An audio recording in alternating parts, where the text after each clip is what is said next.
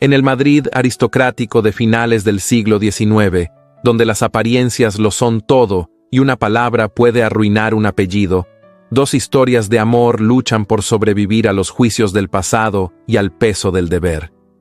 Un hombre marcado por un secreto, una esposa herida por la verdad, una joven que descubre el amor donde solo esperaba decepción. Inspirada en la obra Un marido ideal, de Oscar Wilde, esta historia nos sumerge en el corazón de los grandes romances de época. Esos, donde el amor se pone a prueba, donde perdonar es más difícil que amar, y donde el honor puede ser el mayor acto de entrega. Cuéntame, ¿desde qué lugar del mundo estás escuchando esta historia? Y dime, ¿qué es lo que más te conmueve en los romances de época? ¿Los secretos, los sacrificios o las miradas que lo dicen todo? Prepárate. Lo que estás a punto de escuchar es más que una historia. Es un viaje al alma del amor verdadero. Madrid, año de 1892. La capital resplandecía bajo la tenue luz de los faroles de gas, y el eco de los carruajes cruzando el empedrado se mezclaba con el murmullo expectante de la noche. En lo alto del barrio de Almagro, el majestuoso palacete de los Astudillo, señorial y sobrio, abría sus puertas para recibir a lo más encumbrado de la sociedad madrileña. Era una velada esperada, cuidadosamente preparada por doña Leonor, marquesa de corazón noble y temple contenido, y su esposo, don Íñigo de Astudillo, político respetado, admirado por su integridad y su porte sereno.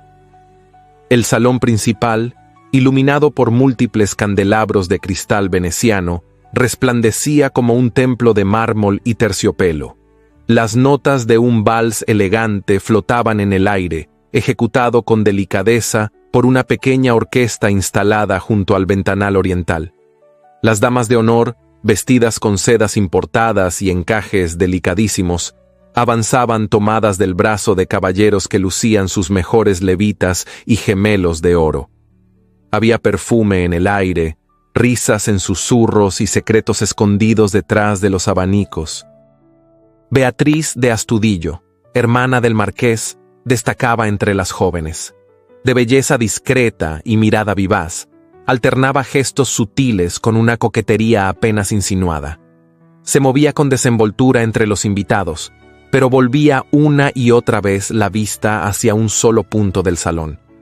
Allí, junto a una columna de mármol, se encontraba don Álvaro Mendoza, vizconde de Riancho, hombre de rostro afilado, sonrisa irónica y fama de dandy ilustrado. Él la observaba con la misma intensidad contenida. Aquel juego silencioso entre ambos era tan visible como peligroso para quienes sabían leer las miradas.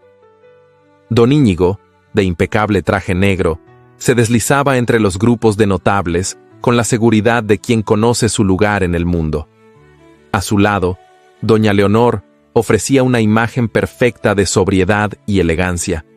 Su vestido azul noche, con detalles de nácar bordado a mano, reflejaba la luz con sutileza. Su rostro mantenía la serenidad de quien domina el arte de la cortesía, aunque su mente repasaba cada detalle del evento con rigor silencioso. Todo parecía desarrollarse con orden y esplendor, hasta que un murmullo se propagó como una ráfaga de viento entre las damas. El mayordomo anunció, con una ligera inclinación de cabeza, la llegada de la condesa Laura de Santamaría. El aire pareció suspenderse un instante. Laura cruzó el umbral con la gracia felina de quien domina los espacios. Su vestido rojo oscuro, de escote generoso y mangas ajustadas, contrastaba audazmente con la sobriedad de las demás invitadas. No llevaba abanico ni guantes, solo un collar de rubíes que se apoyaba como una gota de sangre sobre su piel clara. Caminó despacio, como si midiera cada paso con la precisión de una coreografía antigua. Su mirada no se posó en las damas, sino en los hombres, y en especial en uno solo, don Íñigo de Astudillo. Él la vio antes de que ella se acercara. Durante un instante, apenas perceptible para los demás, su expresión se tensó. Fue tan breve como un parpadeo. Leonor, A su lado, no pareció notarlo. Laura esperó el momento preciso. Cuando doña Leonor se retiró al salón de damas, se acercó al marqués con una copa en la mano y una sonrisa apenas insinuada. «Qué espléndida recepción», dijo con voz baja y firme. «Aunque, debo confesar, no vine por los bailes». Don Íñigo se mantuvo inmóvil. La rigidez de sus hombros contrastaba con la expresión serena de su rostro. «¿Qué desea, condesa?» «Solo una conversación privada», respondió ella, sin apartar los ojos de los suyos. «Tengo algo que podría interesarle, algo que quizá usted preferiría que nunca saliera a la luz». El silencio entre ambos fue tan denso como la bruma de la madrugada. Íñigo se inclinó con una cortesía mecánica y la condujo hacia la galería lateral, bajo la mirada curiosa de varios invitados que fingían no haber visto nada. Mientras se alejaban, doña Leonor regresaba al salón, ajena al abismo que acababa de abrirse en el corazón de su casa. Y en una esquina del salón, el vizconde de Riancho dejó de mirar a Beatriz por un instante, con el ceño ligeramente fruncido. Porque a veces, el verdadero baile apenas comienza cuando la música se detiene. La galería lateral del palacete Astudillo, oculta tras una hilera de puertas dobles adornadas con cristales biselados, permanecía en penumbra.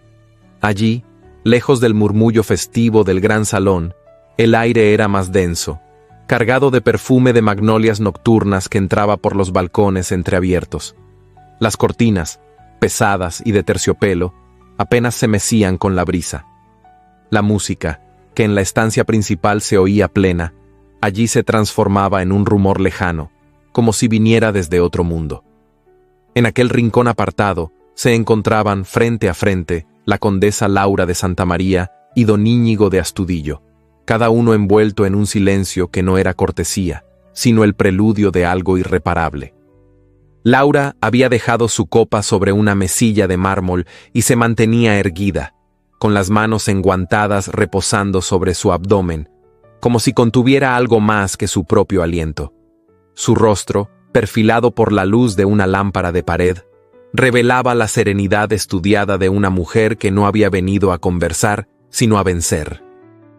«Han pasado muchos años», dijo ella al fin con voz suave, como quien ofrece una tregua que no existe. Y sin embargo, el tiempo no ha borrado ciertos recuerdos, ni ciertos documentos. Íñigo la miró fijamente. No había en su gesto arrogancia ni miedo, pero sí una tensión rígida que tensaba sus mandíbulas y le helaba la mirada. Se notaba en la manera en que contenía los hombros, en cómo sus manos, firmes hasta entonces, se cerraban lentamente en puños junto a sus costados. «No esperaba verla en mi casa», dijo, sin disimular el desagrado. «Lo imagino», respondió ella, dejando escapar una sonrisa breve. «Pero aquí estoy, y no por casualidad. Hay asuntos que no pueden resolverse con distancia ni silencio, marqués, y el nuestro es uno de ellos». Del interior de su bolso de encaje, sacó una hoja doblada con sumo cuidado. El papel, envejecido por los años, conservaba aún el sello roto que en otro tiempo había sellado su confidencialidad. Se lo extendió con elegancia, sin prisas, como si ofreciera un regalo valioso. Íñigo la tomó con gesto precavido, como si sospechara que el papel pudiera arder entre sus dedos. Al desplegarlo, lo reconoció al instante. La caligrafía era suya. No había duda. La fecha, el membrete, el contenido. Cada palabra allí escrita era una daga dirigida al corazón de su propia historia. Era una carta que él mismo, en un momento de juventud desesperada, había enviado a un intermediario del antiguo gobierno, vendiendo una información privilegiada sobre una concesión ferroviaria. Con aquel acto, había salvado la ruina de su familia, pero había traicionado los principios que ahora lo sostenían ante el país y ante su esposa. Íñigo no dijo nada. No podía. El peso del pasado lo había alcanzado con la puntualidad cruel de quienes conocen los pliegues del alma ajena. «Esa carta estuvo en manos del barón de Viedma», continuó Laura con tono más bajo, casi íntimo. «Él supo usarla para beneficio mutuo. ahora está en las mías, y quiero lo mismo. Íñigo levantó la vista. Su expresión había cambiado. Ya no era el político pulcro, ni el anfitrión perfecto. Ahora era un hombre en carne viva, empujado contra la pared de su propia conciencia. ¿Qué quiere?, preguntó sin adornos.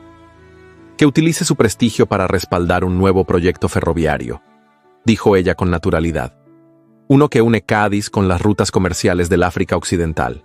Hay inversores interesados, capital extranjero. Usted entiende. Solo necesita presentar el proyecto como una oportunidad nacional. Su palabra basta. Es una estafa, replicó él con la voz contenida. Quizá, respondió ella encogiéndose ligeramente de hombros. Pero una estafa rentable, y sobre todo necesaria para mí, para usted, y para la paz de su hogar. Él dejó la carta sobre la mesa, como si le quemara las manos. ¿Cree que puede destruirme así, con una amenaza velada en medio de mi propia casa? No necesito destruirlo, replicó Laura con frialdad. Solo necesito que coopere. Si lo hace, la carta desaparece. Nadie sabrá nada. Su prestigio quedará intacto. Su esposa seguirá creyendo que está casada con un hombre irreprochable. El nombre de Leonor cayó como un susurro envenenado en el centro de aquella galería. Íñigo la imaginó, en ese mismo instante, saludando a los invitados, ajena al abismo que se abría bajo sus pies. La sola idea de su decepción lo paralizaba más que cualquier amenaza pública. Porque el juicio de Leonor no se dictaría en un tribunal ni en un periódico. Se dictaría en la mirada con la que lo había amado desde el principio. «No le temo al escándalo», dijo, pero su voz ya no sonaba tan firme. «Oh, Íñigo», murmuró Laura dando un paso hacia él. «No sea ingenuo. No es el escándalo lo que temes. Es la verdad. Esa verdad miserable que podría destruir no solo tu carrera, sino la imagen que construiste para ocultarla». El marqués apretó los labios. La observó en silencio. Era hermosa, sí, pero su belleza ya no tenía brillo para él. Era una belleza afilada, peligrosa, hecha de cálculo y rencor. «¿Por qué yo?», preguntó. «Hay otros hombres, otros nombres, políticos dispuestos a venderse por mucho menos». «Porque tú no eres como ellos», respondió Laura, bajando la voz hasta el límite de lo inaudible. «Tú vales más, y por eso tu apoyo vale más». La distancia entre ambos era mínima. Él podía oler su perfume, una fragancia exótica que mezclaba jazmín con tabaco dulce. Por un segundo, pensó en todo lo que había hecho para llegar hasta donde estaba. El sacrificio de su padre, la ruina evitada a última hora, los años de lucha silenciosa para levantar su apellido. ¿Había sido todo una farsa? ¿Era él solo un impostor con corbata de honor? «Necesito tiempo», dijo al fin, retrocediendo un paso. Laura sonrió y su sonrisa no fue amable. «Tienes hasta el viernes. El Congreso se reunirá. Allí tendrás la oportunidad de hablar. Elegirás las palabras. Elegirás el destino». Dicho esto, recogió la carta con cuidado, la dobló con precisión y la volvió a guardar en su bolso. Luego, se inclinó en una leve reverencia, la misma que había usado esa noche con todos, y se alejó caminando con la gracia altiva de quien sabe que ha dejado una herida abierta. Íñigo permaneció allí, solo, con la mirada clavada en el suelo. La galería volvió a quedarse en silencio. Afuera, la música reanudaba un vals alegre. Los invitados reían, brindaban, soñaban. Él, en cambio, sentía que el suelo bajo sus pies comenzaba a desmoronarse. Y aún no había comenzado el verdadero baile. La noche continuaba su curso entre valses, risas discretas y el tintinear de copas de cristal, pero para doña Leonor de Astudillo algo esencial había cambiado. No sabía aún nombrarlo, pero lo sentía. Era un vacío que se instalaba bajo el brillo de las lámparas, un rumor sin forma que crecía entre las sombras del palacete. Su esposo, don Íñigo, ya no era el mismo desde que regresó de la galería lateral. Sus movimientos, antes precisos y elegantes, se tornaban rígidos, casi mecánicos. Su sonrisa no alcanzaba los ojos, y sus respuestas a los saludos de los invitados se volvían breves, demasiado breves para quien solía ser el alma del salón. Leonor lo observaba con la atención aguda de quien ha construido una vida entera sobre la certeza de conocer al otro. Lo seguía con la mirada mientras él conversaba con el ministro de Fomento, mientras aceptaba una copa de jerez de manos del mayordomo, mientras hacía un gesto cortés a una marquesa anciana que lo llamaba por su nombre. Y, sin embargo, en todos esos actos familiares, ella no encontraba a su marido. Había en él una distancia muda, una opacidad que no sabía de dónde provenía, pero que la hería con la frialdad de lo desconocido. Pese a que la recepción continuaba con impecable decoro, algo en el ambiente comenzaba a trastocarse. Algunas miradas se desviaban hacia un mismo punto. Algunos susurros, casi imperceptibles, se detenían de golpe al pasar una dama. El nombre de la condesa Laura de Santa María circulaba en voz baja, como un perfume indeseado que nadie admitía haber olido. Nadie decía nada con claridad, pero todos sabían que algo había cambiado desde su llegada. Leonor, sin abandonar su porte sereno, se acercó a Íñigo cuando lo encontró solo junto a una ventana. Él miraba hacia el jardín, donde las farolas apenas iluminaban los setos perfectamente recortados.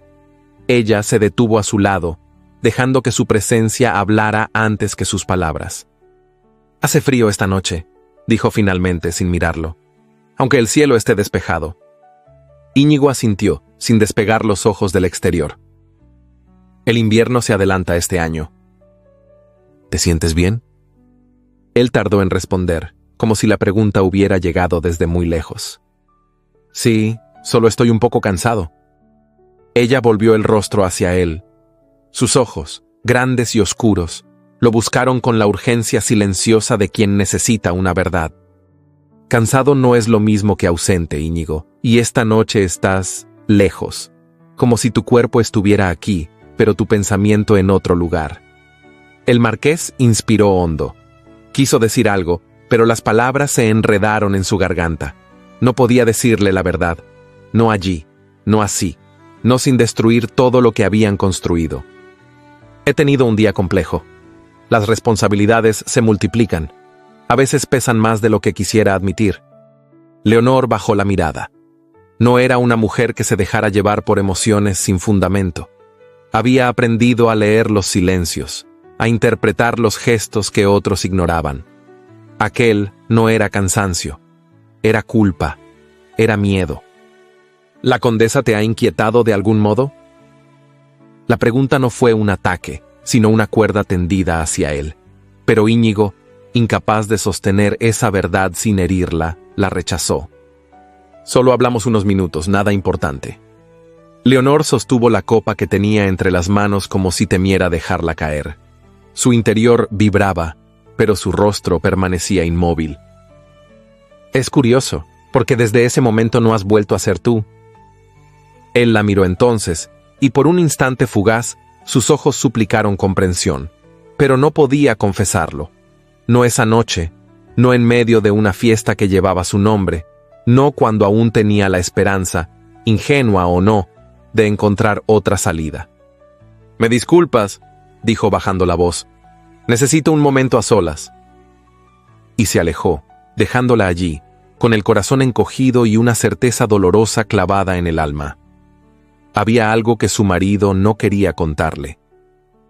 Mientras el salón seguía vibrando con la música de un nuevo vals, los rumores comenzaban a multiplicarse como hilos invisibles. Nadie pronunciaba acusaciones, pero las miradas hablaban. La cercanía de la condesa con el marqués, la tensión que se advertía en los gestos de doña Leonor, la salida prematura de algunos diplomáticos que abandonaban el lugar con ceños fruncidos. Todo eso construía un clima de inquietud apenas disimulado. Beatriz, desde el otro extremo del salón, notaba también el cambio. Dejó de conversar con don Álvaro y dirigió sus pasos hacia su cuñada. Leonor, aún de pie junto a la ventana, parecía una estatua de porcelana entre los visillos de seda. «¿Estás bien?», preguntó Beatriz con la delicadeza que la caracterizaba. Leonor tardó en responder. Cuando lo hizo, su voz tenía una suavidad que dolía. Estoy confundida. Siento que algo se está rompiendo delante de mis ojos, pero no sé cómo detenerlo. Beatriz la tomó del brazo, apretándolo con ternura. Quizás solo sea una impresión pasajera. Leonor negó con la cabeza. No, esto es distinto, Íñigo. Algo ha cambiado en él. Lo siento, y me asusta no saber qué es. En ese instante, don Álvaro se acercó con discreción, intuyendo que la situación requería una presencia tranquila. Observó a Leonor con respeto y le ofreció una copa. ¿Puedo hacer algo por usted, marquesa? Ella lo miró, agradecida por la gentileza, pero negó con un leve movimiento. Gracias, vizconde. Solo deseo terminar esta noche sin derramar una sola lágrima. No sería justo. Aún no sé por qué lloraría. Don Álvaro comprendió que no debía insistir. Tomó a Beatriz del brazo y se alejó con ella hacia un rincón menos expuesto. Mientras tanto, Íñigo volvía a aparecer en el salón, con el rostro endurecido por la lucha interior que libraba en silencio. Saludaba con cortesía, sonreía con esfuerzo, pero su alma estaba ausente. Cada paso que daba era una huida de la verdad, un intento por posponer lo inevitable. Leonor lo vio desde lejos, y en su corazón se encendió una llama de tristeza que no ardía, pero quemaba. Ya no era la esposa orgullosa que observaba a su marido desde el privilegio de la certeza. Era una mujer enamorada de un hombre que se le escapaba entre los dedos, como arena tibia que alguna vez creyó firme. Esa noche, cuando los últimos invitados se marcharon, cuando los sirvientes cerraron las puertas del palacete y las luces se atenuaron una a una, el silencio entre Íñigo y Leonor se volvió más ensordecedor que cualquier grito. Dormían en la misma casa, bajo el mismo techo, pero un abismo invisible comenzaba a formarse entre sus almas. Y ese abismo no tenía nombre, aún, pero sí tenía forma. La forma de una verdad que empezaba a filtrarse como agua entre los muros de un matrimonio que, hasta entonces, había parecido indestructible. Los días que siguieron al baile en el Palacio Astudillo transcurrieron en una calma engañosa, como la superficie tranquila de un lago antes de una tormenta. Madrid, con sus calles alfombradas de hojas secas y el cielo de otoño cubierto por una luz dorada, parecía sumida en la placidez de las apariencias. Pero bajo aquella superficie elegante, el rumor caminaba con pies suaves y lengua afilada. En los cafés de tertulia, entre las columnas del Congreso y los pasillos dorados de los palacetes, se hablaba cada vez más del nombre que en voz alta casi nadie osaba pronunciar: Laura de Santa María. La condesa, dueña de una belleza inquietante y de una lengua aún más peligrosa, se había convertido en el centro de un torbellino de comentarios. Se decía que mantenía reuniones privadas con banqueros, que compartía confidencias con diputados influyentes, que visitaba embajadas bajo la excusa de cartas personales. Algunos la admiraban en silencio, otros la despreciaban en voz baja, pero todos la observaban, porque donde Laura posaba su atención, algo se movía o se rompía.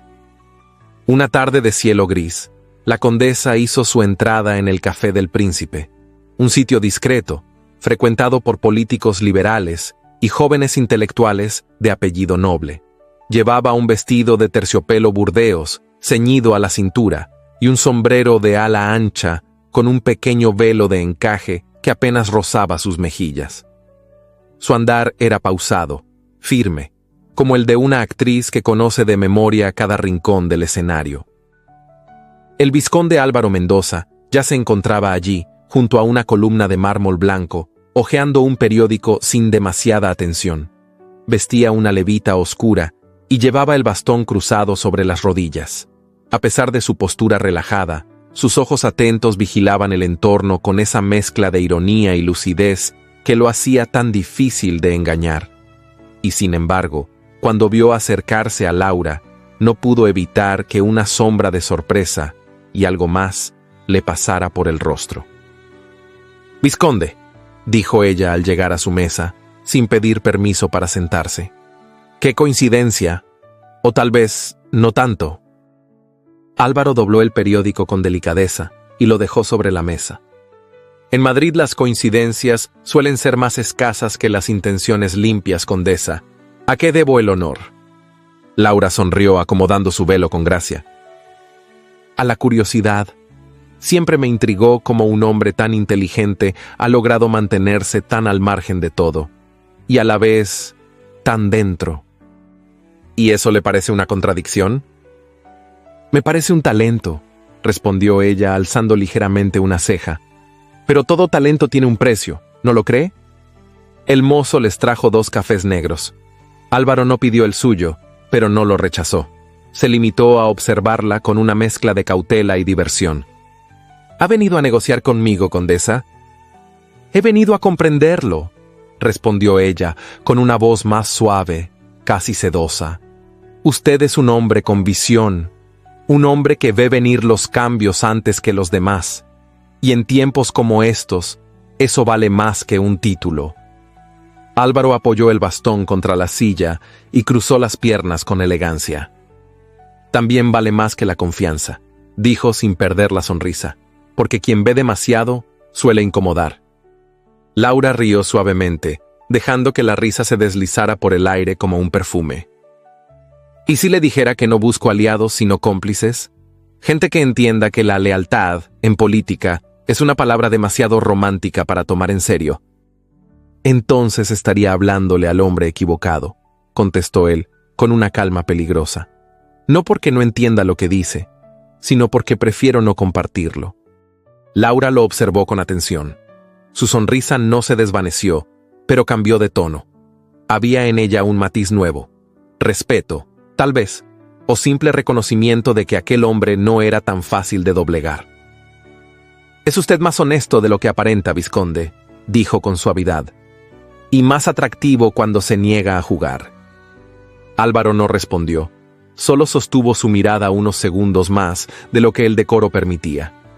Luego tomó su café, lo bebió sin apuro y desvió la conversación hacia temas triviales.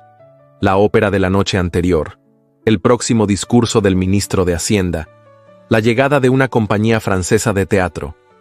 Laura siguió su ritmo, sin presionar más, pero la semilla, como todo lo que ella sembraba, ya había sido depositada. Mientras tanto, en otra esquina del café, detrás de un biombo cubierto por hiedra artificial, Beatriz de Astudillo observaba la escena con el alma en vilo. Había llegado con una amiga de la familia para tomar té, y al reconocer a Álvaro, no pudo evitar acercarse con disimulo. Lo que vio, sin escuchar palabra alguna, fue suficiente para que el corazón se le comprimiera. Laura, tan próxima a él. Álvaro, inclinado hacia ella, sonriendo con una expresión que Beatriz no supo, o no quiso, interpretar. La joven bajó la vista, sintiéndose repentinamente fuera de lugar. Había en su pecho una mezcla de celos y humillación que no podía explicar ni calmar. No eran novios, no se lo había prometido, pero en su interior ya lo amaba. Lo amaba con esa mezcla de orgullo y ternura que solo el primer amor puede provocar. Cuando Laura se levantó y se despidió con un gesto elegante, Beatriz esperó unos minutos antes de salir. No quería que la vieran, no quería tener que fingir. Caminó hasta la calle con el rostro frío, el alma helada y la mirada fija en el empedrado. El sol se filtraba entre las nubes con timidez, como si también él supiera que aquel día no había lugar para la luz plena. Álvaro, sin embargo, la había visto. La había reconocido al fondo del café, detrás del biombo. Sabía que ella lo había observado y comprendía, con una mezcla de dolor y resignación, lo que debió haber pensado. Pero no la siguió, no la llamó, no intentó explicarse, porque entendía que las palabras, en aquel momento, solo servirían para profundizar la herida. Tendría que esperar el instante adecuado, un momento en que no hubiera testigos, ni orgullo herido, ni sospechas que lo envolvieran todo. Sabía que Beatriz no era una joven superficial. Sabía que tarde o temprano ella preguntaría: y entonces él hablaría. No con promesas, sino con actos.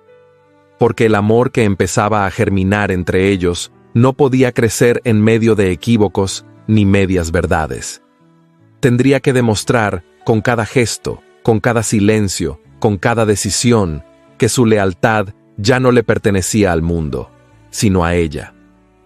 Y mientras el vizconde salía del café con las manos en los bolsillos y el pensamiento enredado en los ojos de una mujer que no estaba allí, en otro lugar de Madrid, la condesa Laura de Santamaría entraba en un salón distinto, saludaba a nuevos rostros y empezaba otra conversación. El juego había comenzado. Y cada movimiento, cada palabra, cada mirada, podía decidir el destino de más de un corazón. La luz de la mañana se filtraba a través de los visillos bordados del Palacio Astudillo con una delicadeza casi irreal. El silencio dominaba la casa, interrumpido tan solo por el lejano sonido de los pasos de los sirvientes o el golpeteo ocasional de una cuchara contra la porcelana en el comedor. Era uno de esos días en que Madrid parecía más plácida de lo que era en realidad, y en que el peligro no golpeaba con estruendo, sino que se deslizaba sin ser visto entre los objetos cotidianos. Don Íñigo de Astudillo, encerrado en su despacho, se debatía entre la ansiedad y el deber. El fuego de la chimenea ardía en silencio, consumiendo lentamente troncos de encina que desprendían un olor amaderado y persistente. Sobre su escritorio reposaban documentos oficiales, papeles de contabilidad y memorias parlamentarias, pero todo su interés se concentraba en un solo objeto, una carta. La dobló una vez más, con gesto preciso, como si con cada pliegue pudiera restarle poder. Aquel papel, manchado de pasado, sellado con su error, era ahora el corazón palpitante de un dilema que amenazaba con devorarlo. La guardó en un sobre nuevo, sin marcas visibles, y pensó en esconderla dentro del doble fondo de su gabinete, justo detrás de los libros de jurisprudencia que nadie, salvo él, solía consultar. Pero la voz de un criado lo interrumpió desde el pasillo. «Señor Marqués, llegó el mensajero del conde de Echeverría. Trae un documento que requiere su firma urgente». Íñigo se apresuró a ordenar sus papeles. En su prisa, cometió un error imperdonable. Colocó el sobre con la carta en el montón equivocado. Ni siquiera lo notó. Firmó el pliego que el joven le presentó, dio algunas instrucciones apresuradas y se retiró al comedor sin mirar atrás. Fue entonces cuando doña Leonor, que había estado en la sala contigua supervisando unos arreglos florales, decidió ingresar al despacho para dejar una nota personal sobre el escritorio de su esposo. Al ver los papeles desordenados, se inclinó a acomodarlos con la delicadeza propia de quien conoce y respeta el orden de otro. Fue en ese gesto inocente que sus dedos tocaron el sobre equivocado. La curiosidad no fue lo que la movió, fue la costumbre. Al ver el sobre sin dirección ni sello, lo abrió con la intención de colocarlo correctamente en su lugar. Pero lo que encontró dentro no era una carta trivial ni una minuta sin importancia. Era una copia, intacta y nítida, de una confesión escrita años atrás por Íñigo, firmada por su puño y letra y dirigida a un funcionario de gobierno. Las palabras eran claras, directas, cruelmente reveladoras. Confesaban una participación indirecta en un movimiento financiero que había favorecido a su familia, a cambio de una información reservada que nunca debió haberse filtrado. Leonor sintió que el mundo se detenía. Leyó la carta una vez, luego otra. Su respiración se volvió irregular. El papel temblaba entre sus manos enguantadas. Su mirada, tan entrenada en detectar matices del alma humana, no hallaba escapatoria ante la contundencia de lo que acababa de descubrir. Cuando Íñigo regresó al despacho, la encontró de pie, erguida como una estatua, con el sobre en una mano y la carta extendida en la otra. «¿Qué es esto?», preguntó ella con voz baja, pero tensa como una cuerda a punto de romperse. Él palideció al instante. Supo que no había defensa posible. «Leonor, no debías leer eso». y sin embargo lo leí. No por curiosa, sino porque lo dejaste al alcance de mis ojos. ¿Era esto lo que escondías la noche del baile? ¿Esta es la verdad que tanto temías decirme? Íñigo cerró la puerta con suavidad. La habitación parecía ahora más fría, más hostil. El fuego de la chimenea seguía ardiendo, pero ya no ofrecía consuelo. Fue hace muchos años, empezó. Yo era un hombre desesperado. Mi padre acababa de morir, la hacienda estaba al borde de la ruina, los acreedores llamaban a la puerta. «Y decidiste traicionar el juramento de tu apellido», interrumpió ella, con la voz quebrada pero firme. «Te vendiste, Íñigo, y después te escondiste detrás de una fachada de honor que ahora se desmorona ante mis ojos». Él dio un paso hacia ella con los ojos suplicantes. «Lo hice para salvarlo todo, no por ambición, sino por necesidad. Creí que ese acto me permitiría empezar de nuevo, y en cierto modo, así fue. Pero siempre supe que esa carta podía arrastrarme al abismo». Leonor bajó la vista hacia el papel que aún tenía entre los dedos. «Y ahora me arrastra a mí también». El silencio se volvió insoportable. Íñigo quiso acercarse, pero ella retrocedió con un gesto contenido. «No quiero oír más justificaciones», dijo, y su voz ya no temblaba. «No hoy, no ahora». Salió del despacho sin mirarlo, dejando atrás no solo la carta, sino también una parte de sí misma que había creído inquebrantable. Mientras tanto, en otro rincón de Madrid, la condesa Laura de Santa María sonreía mientras tomaba té en la residencia de la marquesa de Olmedo. Fingía interés en una conversación sobre las modas parisinas, pero en realidad escuchaba lo que necesitaba oír: que la noticia de su encuentro con don Íñigo se había esparcido como fuego lento entre los corredores de la corte. No fue ella quien lo mencionó directamente. Bastó con dejar una alusión sutil, una mirada cargada de intención, una palabra dicha con la entonación justa. Su talento no era la acusación abierta, sino la duda. Sabía que la sospecha, una vez sembrada, encontraba raíces profundas entre las damas aburridas y los caballeros envidiosos. «¿Usted también notó la tensión entre los Astudillo durante el baile?», preguntó, con voz inocente. «Claro que quizás solo fue mi imaginación». Y no hacía falta más. En una ciudad donde la reputación era tan frágil como un cristal bohemio, una insinuación bastaba para desatar un torbellino. Al caer la tarde, varios miembros del círculo íntimo de la regencia ya murmuraban en voz baja sobre los rumores que rodeaban al marqués. Algunos mencionaban negocios turbios, otros hablaban de una mujer del pasado. Nadie sabía la historia completa, pero todos se sentían autorizados a completarla con imaginación. Y mientras Laura acariciaba el borde de su taza de porcelana, saboreando el triunfo silencioso de su estrategia, doña Leonor se encerraba en su habitación, sin deseos de cambiarse para la cena, sin apetito para recibir visitas, sin fuerza para llorar. Había leído una carta, pero lo que no podía dejar de leer era el nuevo rostro de su marido. Uno que por primera vez le resultaba desconocido. El amanecer despuntaba lento y gris sobre los tejados de Madrid, cubriendo la ciudad de una neblina suave que parecía querer esconder sus vergüenzas. En el interior del Palacio Astudillo, el día comenzaba en un silencio más denso que de costumbre, como si las paredes mismas se resistieran a despertar. Don Íñigo de Astudillo, aún vestido con la levita de la noche anterior, se encontraba en su despacho, de pie frente a la ventana, contemplando sin ver el jardín que se extendía más allá de los cristales empañados. En su rostro, la fatiga de una batalla interna no librada con espadas, sino con recuerdos y culpas largamente sepultadas. La puerta se abrió con un golpecito seco. Era don Álvaro Mendoza, el vizconde de Riancho, quien, sin ceremonia, cruzó el umbral con un gesto grave. Cerró tras de sí con suavidad y avanzó hasta quedar frente al marqués. Ninguno de los dos habló al principio.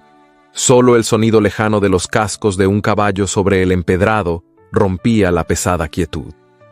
Álvaro fue el primero en romper el silencio. «Debo suponer», dijo con tono contenido, que las murmuraciones que circulan por Madrid no son meras fantasías. Íñigo no apartó la vista del jardín, pero su cuerpo entero se tensó, como si un viento frío hubiera atravesado el despacho. ¿Qué es exactamente lo que has oído?, preguntó finalmente sin volverse. Álvaro cruzó los brazos sobre el pecho.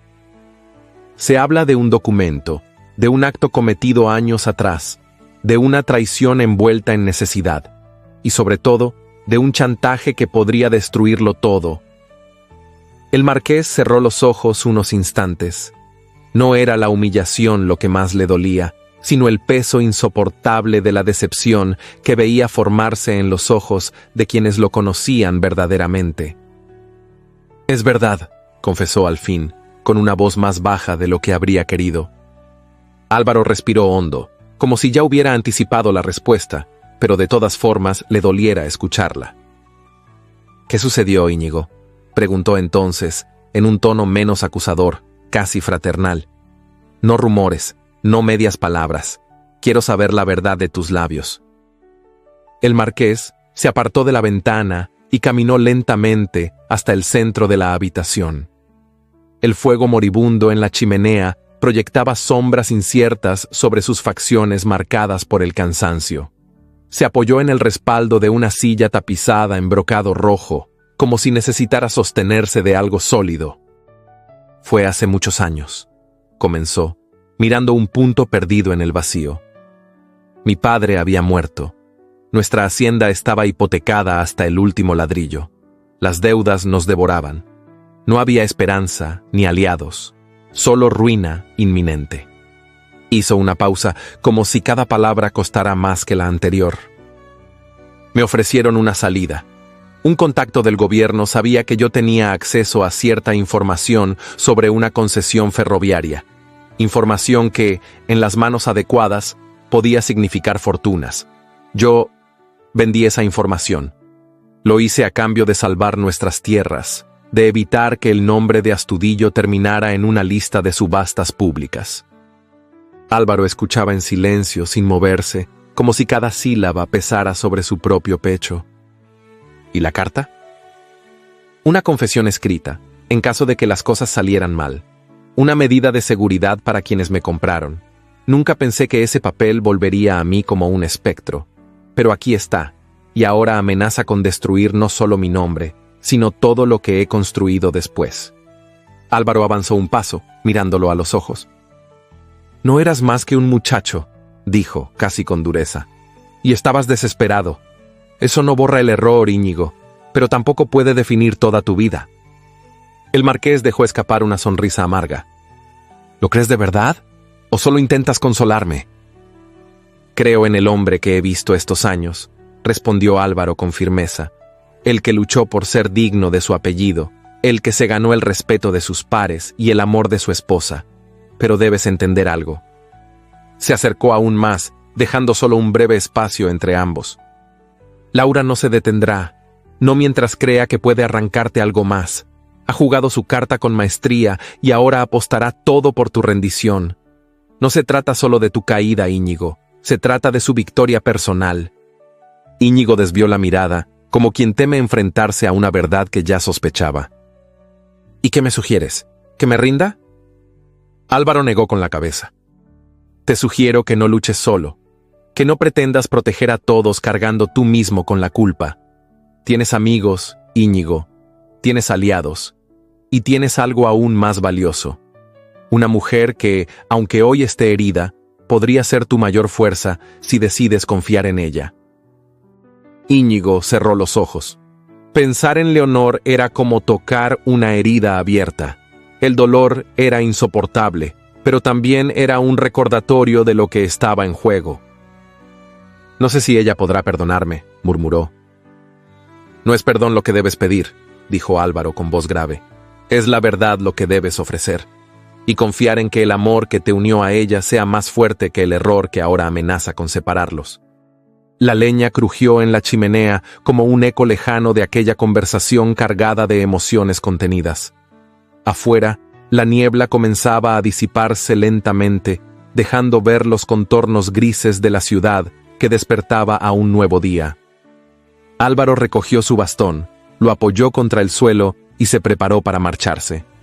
Antes de hacerlo, se detuvo junto a la puerta. «Pase lo que pase, Íñigo», dijo sin volverse, «no permitas que Laura dicte el final de tu historia. Solo tú puedes hacerlo». Y se fue, dejando tras de sí el pesado perfume del deber y de la esperanza. Íñigo se quedó solo, sintiendo cómo el eco de sus propios pecados resonaba en cada rincón del despacho. Sabía que el tiempo de la indecisión había terminado.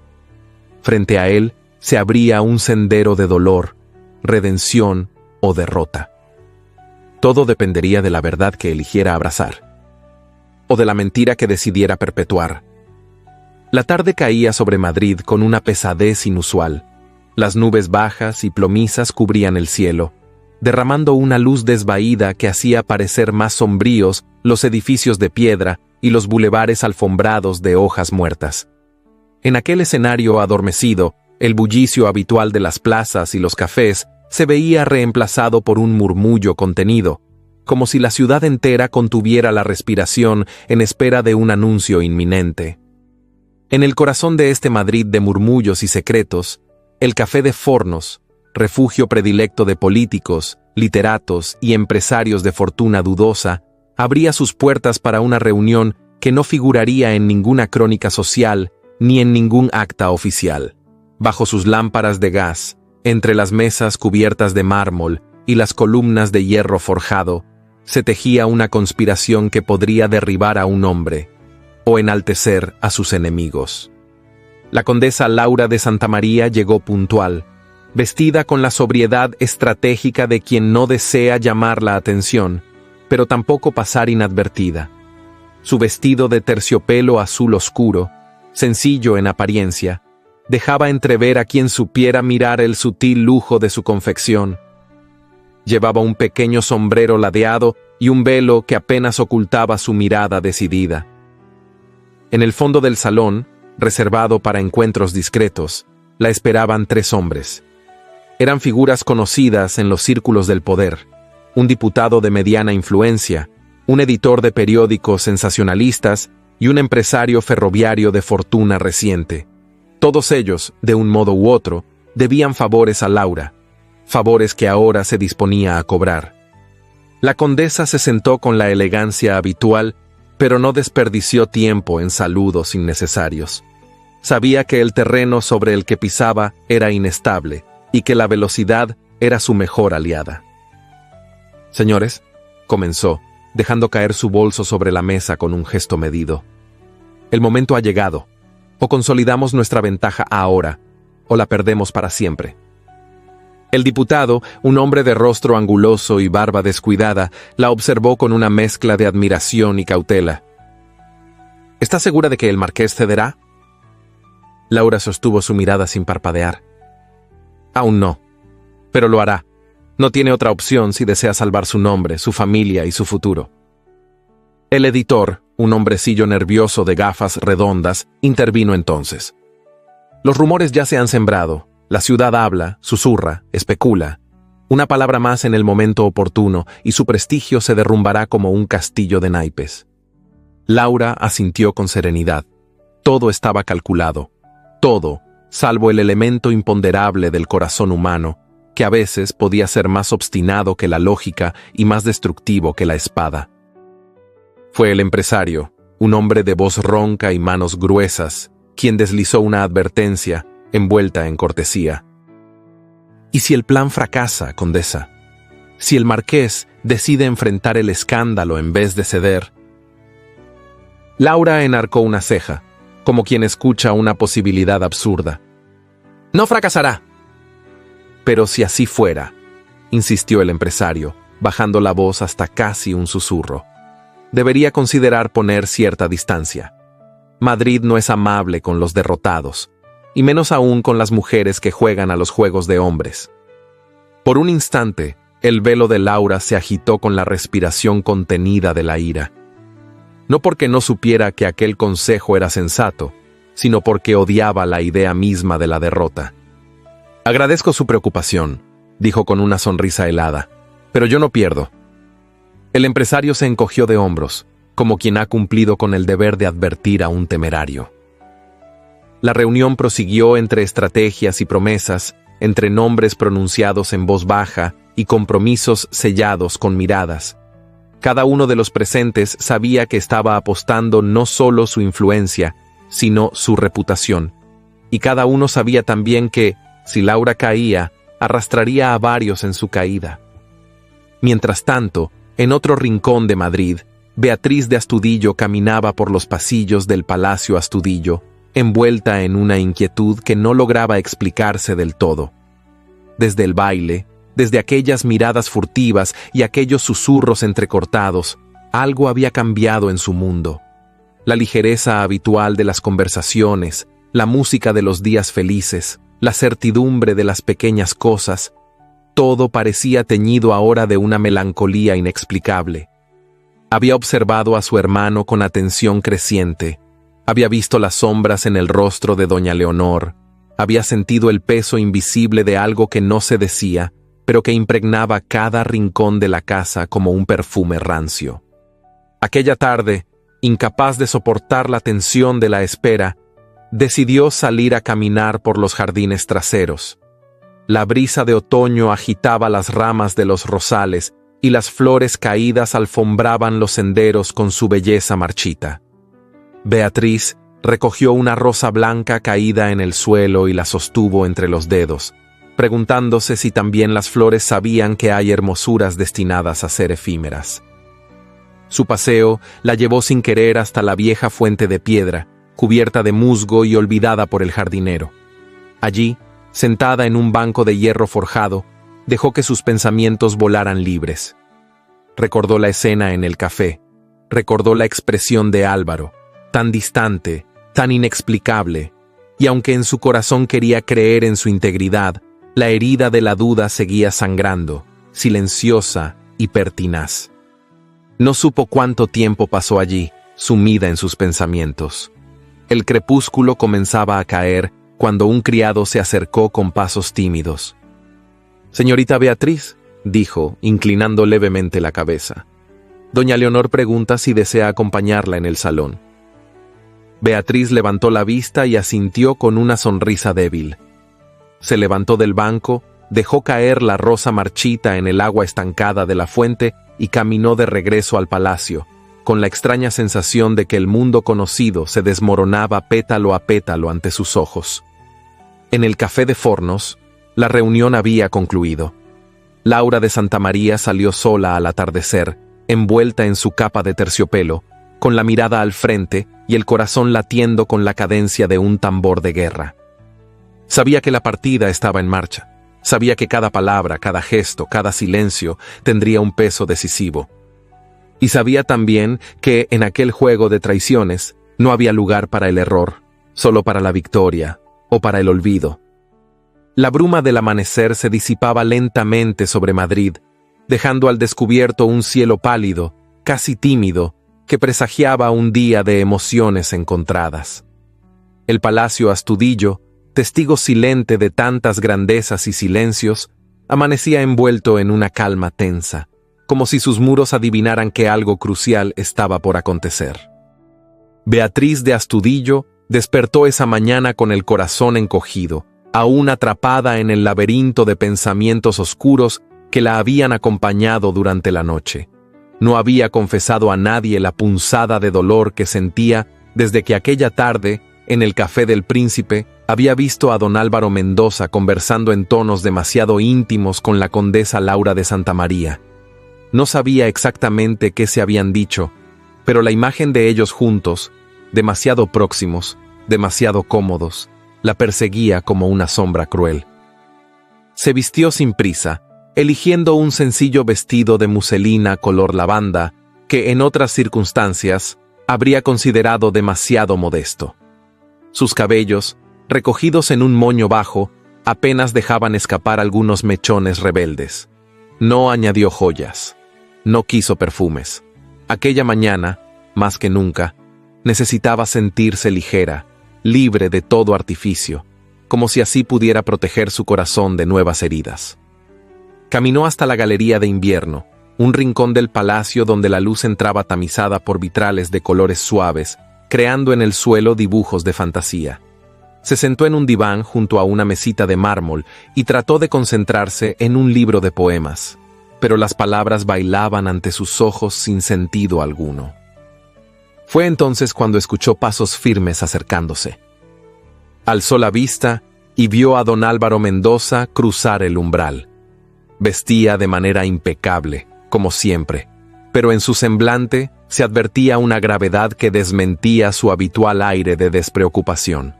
Llevaba un sobre en la mano, y en sus ojos había algo que Beatriz no supo definir de inmediato. Una mezcla de resolución, tristeza y una ternura contenida que le estremeció el alma. Álvaro se detuvo frente a ella, inclinando ligeramente la cabeza en un saludo respetuoso. «Señorita Beatriz», dijo con voz baja, «¿puedo robarle unos minutos?». Ella asintió en silencio, cerrando el libro sin marcar la página. Tenía las manos frías, pero logró sostenerlas sobre su regazo con dignidad. Álvaro se acercó un poco más y sin ceremonia le tendió el sobre. «Quiero que lea esto», dijo, «y que luego escuche lo que tengo que decir». Beatriz tomó el sobre con dedos temblorosos. Dentro, encontró una carta breve, escrita con la letra firme y elegante que reconocía como la de Álvaro. Se tomó su tiempo para leerla, sintiendo cada palabra como una caricia y una herida al mismo tiempo. La carta no era un simple escrito de cortesía, era una declaración formal de rechazo. En ella, don Álvaro Mendoza dejaba constancia de haber recibido una propuesta de colaboración política y personal por parte de la condesa Laura de Santamaría, y de haberla rehusado en términos claros, irrevocables y respetuosos, argumentando que sus principios, su lealtad y sus sentimientos no podían ser comprometidos. Cuando terminó de leer, Beatriz alzó la vista. Sus ojos brillaban de emoción contenida. «¿Por qué me entrega esto?», preguntó en un susurro. Álvaro se inclinó ligeramente hacia ella, sin invadir su espacio, pero dejándole sentir la intensidad de su presencia. «Porque sé que ha dudado de mí», respondió con franqueza. «Porque vi su rostro aquel día en el café. Porque entendí que, aunque nada se había dicho entre nosotros, algo valioso comenzaba a nacer, y no quise que la duda lo destruyera antes de que tuviera oportunidad de crecer». Beatriz apretó la carta contra su pecho, como si necesitara asegurarse de que era real, de que no desaparecería como un espejismo. «Fui injusta», dijo, bajando la mirada. «Juzgué lo que no entendía, temí lo que no me atrevía a preguntar». Álvaro extendió la mano, no para tocarla, sino para ofrecerle su sinceridad de la única manera en que podía hacerlo, sin presiones, sin promesas vacías. «No le reprocho nada», dijo. «En su lugar, quizá yo habría pensado lo mismo, pero ahora tiene la verdad en sus manos. Y si me lo permite, también tiene mi corazón». Beatriz levantó lentamente la mirada y lo encontró allí, mirándola con una intensidad que no necesitaba adornos ni palabras grandilocuentes.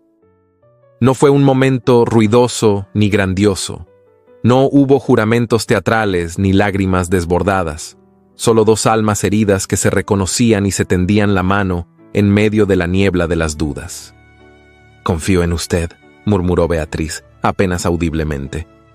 Y en esas 4 palabras había más peso que en cualquier declaración de amor apresurada. Álvaro esbozó una sonrisa leve, cargada de alivio y ternura. «Y yo en usted». Se miraron largo rato, sin necesidad de tocarse, sin necesidad de hablar más. La reconciliación no borraba la herida, pero sí la sanaba. Y en esa promesa silenciosa, en esa entrega tímida pero firme, se selló algo más fuerte que un juramento. Se selló la voluntad mutua de caminar juntos, pese a las tormentas que aún pudieran llegar. La campana de la iglesia cercana sonó anunciando el mediodía, y con ella una sensación de renovación pareció inundar la galería. Beatriz sonrió, esta vez de verdad, y Álvaro respiró aliviado, como si el mundo, por un instante precioso, hubiera vuelto a girar en el sentido correcto. ¿Me permitiría acompañarla en su paseo esta tarde?, preguntó él, con esa mezcla de formalidad y anhelo que lo hacía tan singular.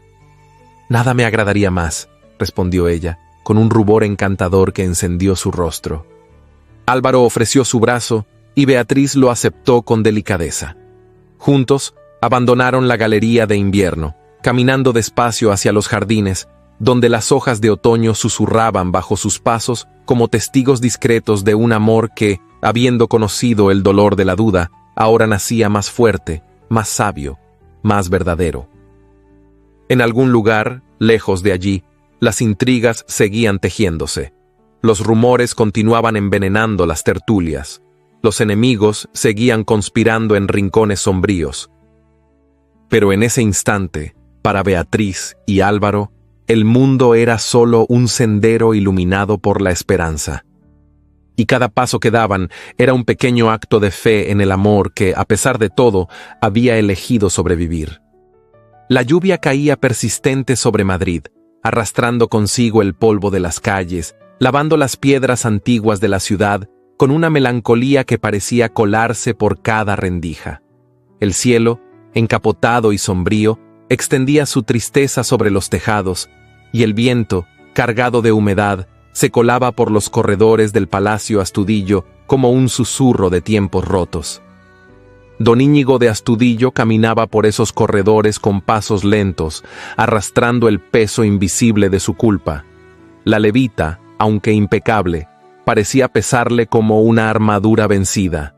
Cada retrato que adornaba las paredes, cada mueble tallado con esmero, le recordaban la dignidad que estaba a punto de perder, no ante el mundo, sino ante la única persona cuya mirada le importaba verdaderamente, su esposa. El salón de invierno lo esperaba en penumbra, iluminado apenas por el fulgor mortecino que filtraban los vitrales. Las cortinas, corridas a medias, dejaban pasar la luz triste de un atardecer ahogado en nubes. El olor a madera húmeda, a flores marchitas, impregnaba el ambiente con una fragancia casi fúnebre. Doña Leonor de Astudillo estaba allí, de pie junto a uno de los ventanales, contemplando la lluvia que golpeaba los cristales con insistencia monótona. Su figura, erguida y serena, emanaba una dignidad dolorosa. No se volvió al escuchar los pasos de Íñigo. No hubo saludo, ni sonrisa, ni ese leve parpadeo que solía iluminar su rostro al verlo entrar. Solo el silencio, denso y punzante como una daga. Íñigo se detuvo a pocos pasos de ella. Sabía que aquel instante sería definitivo, que lo que dijera o callara sellaría su destino. Inspiró profundamente, buscando en su interior un valor que sentía desmoronarse con cada latido. «Leonor», dijo al fin, y su voz, aunque firme, llevaba la sombra del quebranto. «Necesito hablar contigo». Ella no respondió de inmediato, solo bajó lentamente la mirada hacia la lluvia, como si buscara en aquel paisaje desolado una fuerza que ya no encontraba en sí misma. «Te escucho», murmuró sin volverse. Íñigo cerró los ojos un instante. Luego, con el corazón latiendo con fuerza dolorosa, comenzó a hablar. «No quiero más mentiras entre nosotros. No puedo soportar la idea de mirarte cada día sin ser digno de ti. Hay algo que debes saber, algo que he guardado durante años, creyendo que así protegía no solo mi nombre, sino nuestro futuro». Leonor permanecía inmóvil, su silueta recortada contra la ventana, la espalda tan recta como una lanza. Íñigo tragó saliva y prosiguió, cada palabra un desgarrón. «Hace muchos años, antes de conocerte, cuando la hacienda estaba al borde de la ruina, cometí un error. Un error que me ha perseguido en silencio desde entonces. Vendí información confidencial a cambio de dinero, información que no debía salir del despacho donde servía. Con esos fondos, salvé la hacienda, pagué las deudas de mi padre, reconstruí nuestro nombre. La confesión quedó suspendida en el aire, como una lluvia de cuchillos. Leonor cerró los ojos como si la admitiera en su carne, como si cada palabra la atravesara sin remedio. No fue por ambición, continuó él, desesperado por alcanzar su corazón. Fue por necesidad, por miedo, por no ver el apellido Astudillo hundirse en la ignominia. Pero fue un crimen, Leonor. Un crimen contra mis propios principios. Y ahora ha regresado para reclamar su precio. La mujer se volvió entonces, lentamente, como una estatua que recobrara la vida solo para enfrentar el dolor. Su rostro, pálido y sereno, no mostraba lágrimas, solo una tristeza tan profunda que resultaba insoportable mirarla. «¿Por qué no me lo dijiste antes?», preguntó con voz rota, más por el desencanto que por la ira. Íñigo avanzó un paso, tendiendo una mano que no se atrevió a tocarla. «Por vergüenza, por miedo a perderte, porque eres lo único limpio, lo único puro que he tenido jamás». Leonor lo miró largamente, como quien contempla a un desconocido con quien alguna vez compartió la vida. «Durante todos estos años», dijo, y su voz apenas era un susurro, «te admiré, Íñigo. No solo te amé, te admiré.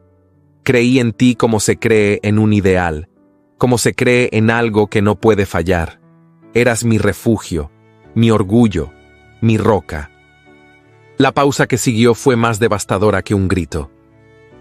«Y ahora veo que no eras ese hombre, que detrás de tu honor había una mentira cuidadosamente guardada, que mi amor fue entregado no a un ser perfecto, sino a uno imperfecto, como tantos otros». Íñigo bajó la cabeza, incapaz de sostener su mirada. «Te amo, Leonor. Nada de lo que hice cambia eso». Ella sonrió, pero fue una sonrisa triste, como el último resplandor de un crepúsculo que se sabe condenado. «Amarme no basta», dijo, y su voz fue más firme que nunca. «No cuando has construido nuestro hogar sobre un cimiento de falsedad». Se volvió hacia la ventana, incapaz de soportar la visión de su rostro deshecho. «Necesito tiempo», susurró. «Tiempo para entender si puedo perdonar no solo el acto, sino el hecho de que nunca confiaste en mí lo suficiente como para compartir tu carga». Íñigo quiso acercarse, quiso pedirle que lo mirara, que recordara todos los días felices, todas las noches en que se habían prometido ser uno contra el mundo, pero supo que no debía, que cualquier palabra en aquel momento sería una herida más, un clavo más en el féretro de lo que alguna vez fue su paraíso. La lluvia golpeaba con más fuerza ahora, como un lamento que la ciudad entera compartía. El salón de invierno, antaño testigo de sus confidencias y sus risas, se había transformado en un mausoleo de silencios. Íñigo retrocedió un paso, sintiendo el frío morderle la piel a través de la ropa. «Te esperaré», dijo, apenas audible. «Todo el tiempo que necesites, todo el tiempo del mundo». Pero Leonor no respondió. Permaneció allí, de espaldas a él, contemplando la lluvia interminable, mientras el hogar Astudillo, ese que había sido su orgullo y su refugio, comenzaba a resquebrajarse bajo el peso de un amor herido. Íñigo salió del salón con los hombros encorvados, como un hombre que lleva su propia cruz. Y en cada rincón de aquella casa, el eco de sus pasos sonaba como un adiós no pronunciado. La noche había caído sobre Madrid con un peso solemne. Las farolas de gas esparcían su luz amarillenta sobre las aceras mojadas, dibujando reflejos inciertos en los charcos que quedaban como huellas silenciosas de la tormenta de la tarde. El aire, cargado de humedad y rumores, parecía contenerse, expectante, ante lo que iba a suceder. El Congreso de los Diputados, edificio majestuoso de columnas de mármol y escalinatas solemnes, se encontraba iluminado en su totalidad. Carrozas se sucedían ante la entrada principal, dejando descender a políticos, funcionarios y curiosos ansiosos por presenciar el debate que, según todos sabían, marcaría un antes y un después en la historia reciente de la nación. Dentro del salón, el ambiente era de una tensión casi palpable. Las bancadas, revestidas de terciopelo rojo, estaban ocupadas por hombres de rostros graves, algunos mascullando entre dientes, otros susurrando en corrillos. El rumor sordo de las conversaciones se asemejaba al murmullo de un río subterráneo a punto de desbordarse, La atmósfera olía a papel, a tabaco y a ambición contenida. En uno de los palcos superiores, detrás de un abanico de encajes, la condesa Laura de Santamaría observaba el escenario con la atención felina de quien ha tendido una trampa y espera ver caer a su presa. Llevaba un vestido oscuro, discreto, pero impecable, y su rostro, bajo el velo, no mostraba nerviosismo, solo una fría determinación. A su lado, uno de sus aliados políticos, un diputado de mirada furtiva, susurraba nombres, fechas, estrategias. Pero Laura apenas escuchaba. Su mente estaba fija en un solo objetivo: ver a don Íñigo de Astudillo arrodillarse ante la presión, defender el proyecto corrupto y sellar así su propia ruina moral. Don Íñigo, mientras tanto, caminaba por los corredores internos del Congreso con paso firme pero sereno. Vestía su levita negra de ceremonia, la banda de honor prendida al pecho y el rostro sombrío de quien ha tomado una decisión irreversible. Sabía que aquella noche pondría en juego todo lo que había construido durante años: su reputación, su posición, el respeto de sus pares, tal vez hasta el amor de su esposa. Entró en el salón sin apresurarse, como quien asume su destino con la dignidad del guerrero que no huye de la batalla. Un silencio expectante lo recibió, como si el aire mismo se hubiera detenido en reconocimiento de la gravedad del momento. Caminó hasta su escaño con el porte de un caballero y esperó a que el presidente de la Cámara le concediera la palabra. Al recibir la señal, se puso de pie. Su figura esbelta y recta contrastaba con los rostros ansiosos y las miradas ávidas que se clavaban en él desde todos los rincones. Hizo una pausa antes de comenzar, dejando que el peso del silencio dominara la sala. Luego, con voz clara y firme, habló. «Señores diputados, honorables colegas», comenzó. «Hoy nos encontramos aquí para debatir un proyecto que, a primera vista, se presenta como una oportunidad de expansión y prosperidad para nuestra nación. Se nos habla de nuevas rutas comerciales, de alianzas estratégicas, de beneficios económicos inmediatos. Se nos seduce con cifras, con promesas, con espejismos». Hizo una breve pausa, permitiendo que sus palabras calaran hondo. Sin embargo, continuó, con la voz cargada de una emoción contenida: «Nuestra responsabilidad no es solo para con la riqueza, es, ante todo, para con la verdad, para con la justicia, para con la honra que debe guiar cada uno de nuestros actos públicos». Un murmullo nervioso recorrió las filas. Algunos rostros se endurecieron, otros palidecieron. Desde su palco, Laura entrecerró los ojos, tensando los labios en una línea fría. Íñigo prosiguió, sin levantar la voz, pero cargándola de una fuerza que venía del fondo mismo de su ser. «El proyecto que hoy se nos propone no es más que una fachada tras la cual se ocultan intereses privados, ambiciones mezquinas y la corrupción de unos pocos que pretenden enriquecerse a expensas del futuro de toda una nación». Un murmullo más fuerte, casi un murmullo de tormenta, recorrió el salón. Algunos diputados intercambiaron miradas de alarma, otros de indignación. «He estudiado los documentos», añadió Íñigo, avanzando un paso hacia el centro del salón. «He seguido las rutas de los capitales, he desentrañado las redes de influencia, y lo que he visto no puede ni debe ser respaldado por esta honorable Cámara. No mientras yo tenga voz para denunciarlo». La condesa, en su palco, apretó los puños hasta clavar las uñas en las palmas. Sus aliados la miraban con inquietud, sintiendo que el suelo comenzaba a resquebrajarse bajo sus pies. Íñigo alzó entonces la voz, no en un grito, sino con una claridad que helaba la sangre. «No apoyaré este proyecto, no mancharé mi nombre ni el de esta institución por 30 monedas de plata disfrazadas de progreso. No venderé mi conciencia por un puñado de falsas promesas». Un aplauso aislado, tímido, surgió de una de las bancadas más alejadas. Luego otro, y otro. En segundos, la sala se llenó de un estruendo de aplausos que resonó como un trueno bajo las bóvedas del Congreso. Íñigo inclinó levemente la cabeza en señal de agradecimiento, pero su mirada, en ese momento, se dirigió hacia el palco donde Laura se encontraba. La encontró mirándolo fijamente, sin disimular el odio helado que destilaban sus ojos. Fue un instante eterno, cargado de todo lo que no podía decirse.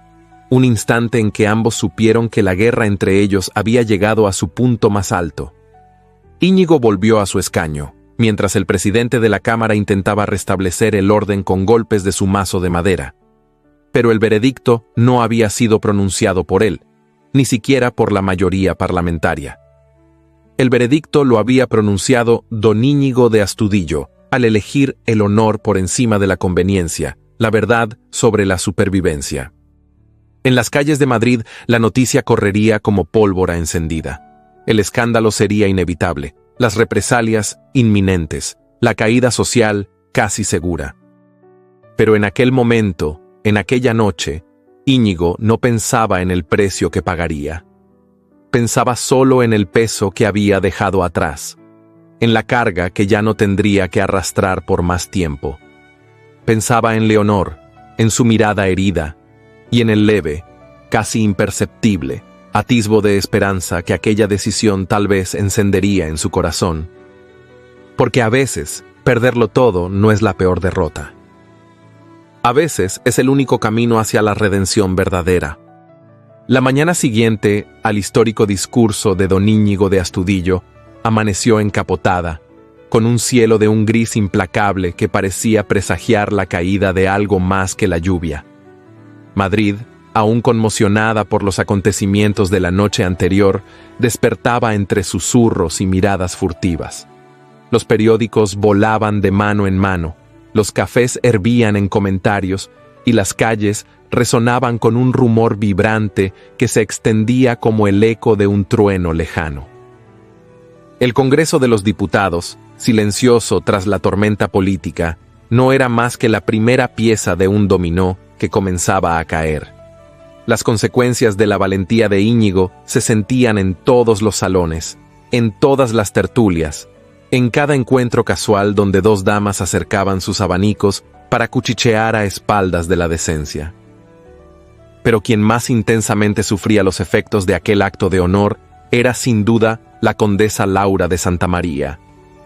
La mañana la encontró en su residencia de la calle de Alcalá, un palacete elegante y suntuoso que esa mañana, sin embargo, se sentía frío, desolado, como si las paredes mismas le retiraran su lealtad. Laura, vestida con una bata de seda marfil, permanecía sentada ante su tocador, peinando lentamente su cabello frente a un espejo que no devolvía el mismo rostro de siempre. La imagen que veía era la de una mujer derrotada, una mujer que, por primera vez en mucho tiempo, no podía controlar el juego. Un golpeteo en la puerta la sacó de su ensimismamiento. «Puede pasar», dijo sin girarse. El mayordomo, un hombre mayor de rostro grave, apareció en el umbral con una tarjeta de visita sobre una bandeja de plata. «Señora condesa, el señor duque de Frías solicita unos minutos de su tiempo». Laura entrecerró los ojos. El duque de Frías era uno de sus aliados más antiguos, uno de esos hombres que, a pesar de su fachada de nobleza incorruptible, habían sabido beneficiarse en silencio de sus maniobras. Si venía a visitarla a esas horas, no era por cortesía. Se levantó con movimientos lentos, ordenó que lo hicieran pasar y descendió al salón principal. El duque la esperaba de pie, con el sombrero en la mano y una expresión de gravedad que no se molestaba en disimular. Vestía de manera impecable, como era su costumbre, pero sus ojos, habitualmente distantes, estaban cargados de una incomodidad visible. «Laura», dijo, inclinando ligeramente la cabeza en saludo. «Lamento tener que molestarte tan temprano». Ella sonrió con la frialdad de quien ya ha leído el final de la carta antes de abrirla. «Imaginaba que vendría a verme», respondió, «y que no traería buenas noticias». El duque respiró hondo, y con un gesto la invitó a sentarse. Prefirió permanecer de pie, como un soldado ante su tribunal. «La situación se ha vuelto insostenible», comenzó, midiendo cada palabra como si cada una de ellas fuera una cuchilla que preferiría no blandir. Después de lo ocurrido anoche, muchos de nuestros conocidos consideran prudente tomar distancia. Laura alzó una ceja, cruzando las manos en el regazo con una calma tensa. ¿Distancia de mí? De todo lo relacionado con el proyecto, corrigió él, aunque ambos sabían que mentía. El escándalo es inminente, y tú, Laura, eres su rostro más visible. El silencio que siguió fue tan pesado como el plomo. ¿Y qué propone entonces, Duque?, preguntó ella con voz baja pero cortante. Él bajó la mirada un instante, como buscando fuerza en las alfombras persas que cubrían el suelo. Te lo diré sin rodeos. Debes marcharte, antes de que el escándalo se haga público, antes de que ya no puedas controlar ni siquiera el modo en que serás recordada. Laura se puso de pie con lentitud. El movimiento, aunque pausado, destilaba una dignidad majestuosa, como si se negara a caer aunque el mundo se desplomara bajo sus pies. ¿A dónde sugiere que me exilie?, preguntó, cruzando los brazos. El duque de Frías sostuvo su mirada con dificultad. Viena, respondió. Allí aún tienes conexiones. Aún hay quienes te respetan. Puedes rehacer tu vida lejos del ruido y la vergüenza que inevitablemente se desatarán aquí. Por un instante, Laura pareció debatirse entre la rabia y la humillación. Nunca había sido mujer de aceptar órdenes, y mucho menos de admitir derrotas. Pero también era inteligente. Sabía leer las señales. Sabía cuando una batalla estaba perdida y cuando la retirada era la única estrategia digna. Entiendo, dijo al fin con la voz tan fría como el mármol. Dígales a sus amigos que no se preocupen. No me verán arrastrarme. No les daré el placer de contemplar mi caída. El duque asintió, aliviado y en cierta forma entristecido. A su modo, había admirado siempre la temeridad de Laura, su audacia sin límites. Pero la alta sociedad madrileña era un animal voraz que no perdonaba el fracaso, y mucho menos en una mujer.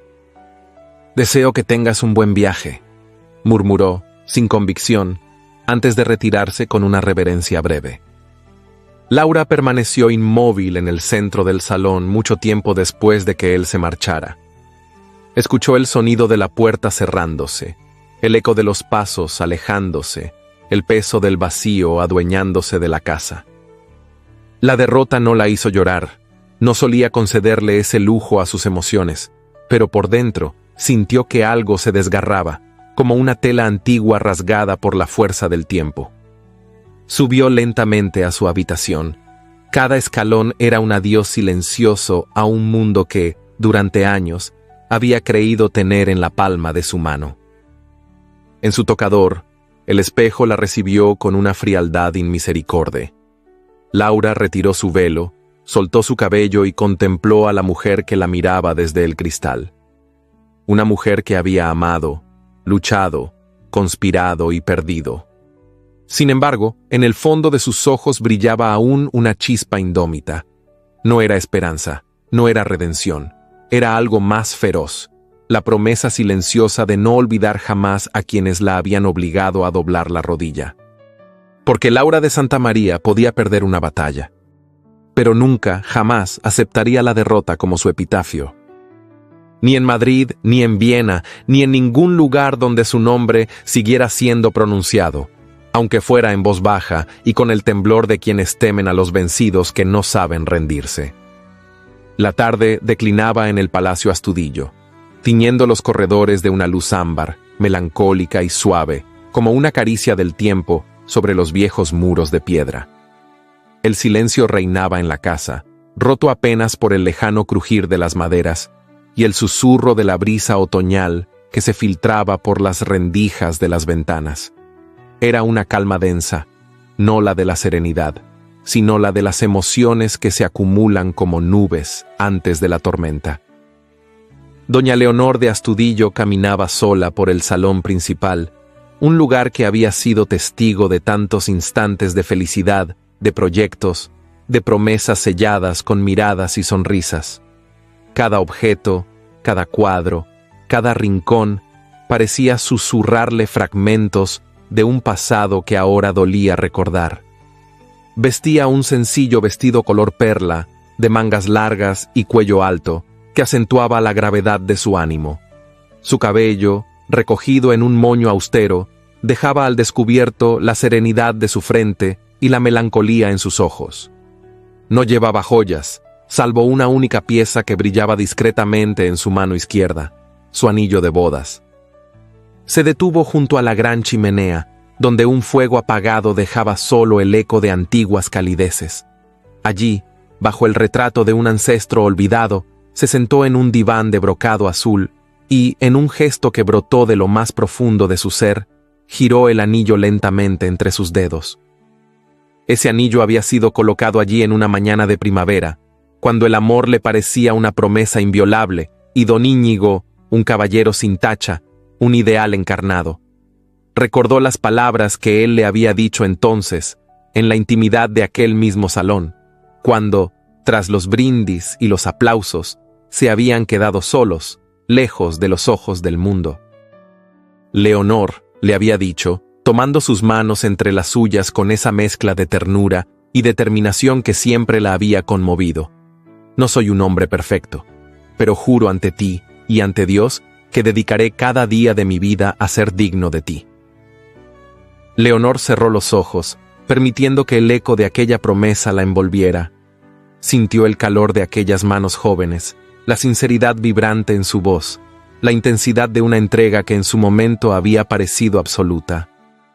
Y ahora, después de tantos años, después de la desilusión, la ira, la tristeza, comprendía algo que en su juventud no había alcanzado a entender. Nadie puede prometer perfección, porque la perfección no habita en los hombres. Pero Íñigo, aún con sus errores, aún con su pasado manchado, había elegido el camino más difícil. Había elegido el honor. Había sacrificado todo lo que el mundo podía ofrecerle para preservar su conciencia, para no traicionar aquello en lo que creía. Era un acto silencioso, solitario, invisible a los ojos de la multitud. Pero a ella, que conocía el peso de las decisiones verdaderas, ese gesto le habló más fuerte que cualquier otra cosa. Las lágrimas comenzaron a rodar por sus mejillas, silenciosas, sin aspavientos. No eran lágrimas de dolor, sino de redención. Porque en ese momento, comprendió que amarlo no significaba admirarlo en su grandeza, sino abrazarlo en su humanidad. Se levantó lentamente, llevando la mano al pecho donde sentía latir su corazón con renovada fuerza. Caminó hacia la ventana y abrió los postigos. El aire fresco de la tarde entró en la habitación, arrastrando el aroma de las jacarandas en flor y el murmullo lejano de una ciudad que seguía su curso, ajena a su despertar interior. Debía encontrarlo. Debía decirle que su amor seguía intacto, no porque fuera ciega a sus errores, sino porque había elegido verlo completo, con sus luces y sus sombras. Porque el verdadero amor, el que sobrevive al tiempo y a las heridas, es aquel que sabe mirar de frente las grietas y aún así decide quedarse. Abandonó el salón sin mirar atrás, bajando las escaleras de mármol con una ligereza que no sentía desde hacía años. Los criados la observaron pasar con discreto asombro, percibiendo en su andar una resolución nueva, inquebrantable. Tomó su capa de viaje, una prenda sencilla pero cálida, y pidió que prepararan su carruaje. El cochero, un hombre leal que había servido a la familia desde su juventud, no hizo preguntas. Solo asintió y se apresuró a cumplir la orden. Mientras el carruaje avanzaba por las calles húmedas de Madrid, Leonor se aferraba al anillo en su dedo, como a un faro en medio de la niebla. Cada calle que cruzaban, cada farol encendido, cada sombra que se deslizaba junto a las ruedas del vehículo, reforzaba su determinación.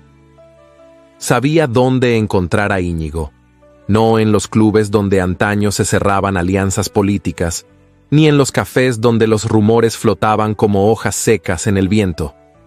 Él estaría en el único lugar que correspondía a su alma en ese momento: su despacho privado, el santuario donde había construido su vida pública y donde ahora enfrentaba, solo y silencioso, las ruinas de sus sueños. Cuando el carruaje se detuvo ante el edificio, Leonor descendió sin esperar ayuda. Cruzó el vestíbulo con la frente en alto, el corazón latiendo desbocado pero firme. Subió las escaleras de piedra, ignorando las miradas curiosas de los empleados que la reconocieron de inmediato. Llegó ante la puerta del despacho, se detuvo un instante, respiró hondo y llamó suavemente. No hubo respuesta. Giró el picaporte y empujó la puerta, que se abrió con un leve chirrido. Íñigo estaba allí, de pie junto a la ventana, con la espalda hacia la entrada. Llevaba aún el traje de la noche anterior, desabrochado y arrugado, como un guerrero que ha dejado caer su armadura después de la batalla. Sus hombros, por primera vez en mucho tiempo, parecían vencidos. Leonor avanzó con pasos seguros. No hizo ruido, no llamó su atención. Se detuvo a pocos pasos de él y habló, dejando que cada palabra naciera del fondo de su ser.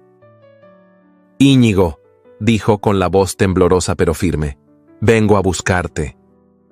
Él se volvió lentamente, y al verla, sus ojos se llenaron de una mezcla de incredulidad y esperanza tan pura que Leonor sintió que el dolor de los últimos días se deshacía como escarcha bajo el sol. No hicieron falta más palabras. En el lenguaje silencioso de las miradas, en la ternura del gesto contenido, en la fuerza del paso que ambos dieron el uno hacia el otro, se selló la redención de dos corazones que, aunque heridos, se negaban a dejar de latir al mismo compás. Íñigo extendió una mano hacia ella, como quien ofrece no una excusa, sino una vida entera.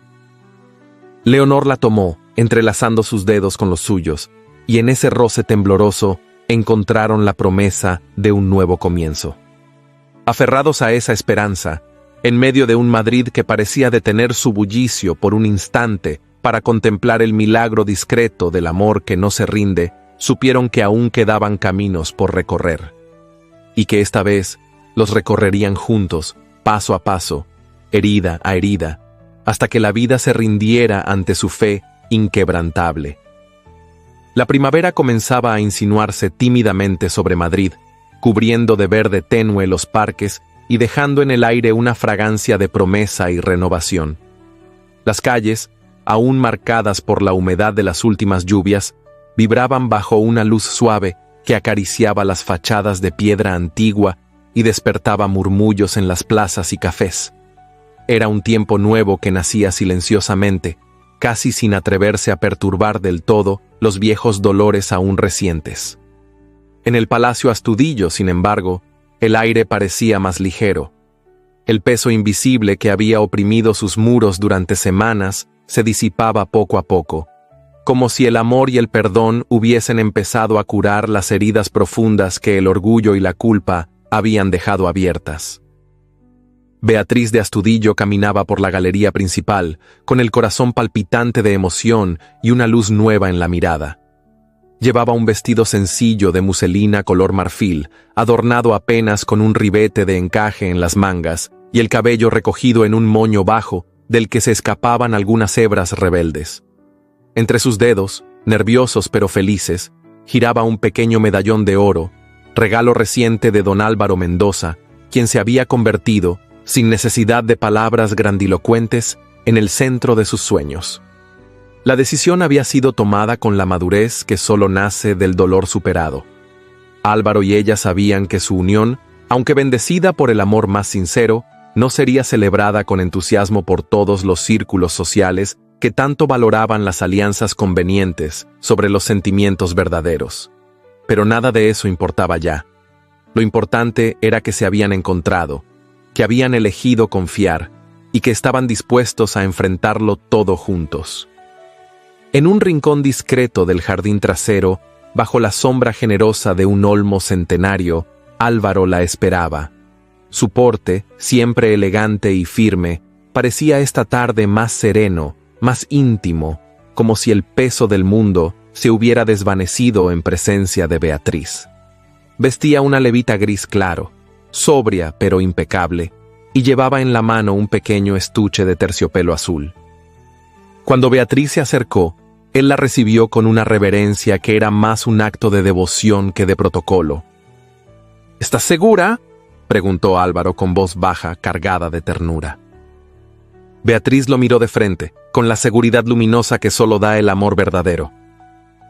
Más segura que de mi propio aliento.